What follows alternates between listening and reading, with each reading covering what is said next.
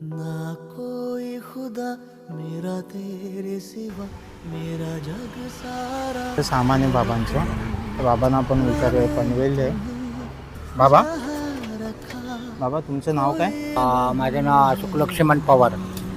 इथे तुम्ही एवढ्या उन्हामध्ये बसले आहे यांना काय करणार, आणि आई वडील तुमचे आई बाप टाकून गेले उमराकाविषयी, आई वडिलांनी तुम्हाला सोडून दिलं. सोडून दिलं, टाकून गेलं.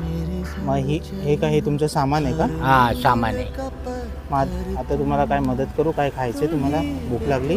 हा, भूक लागली का तुम्हाला? काय आणा संभोसे, काय आणू? संभोसे.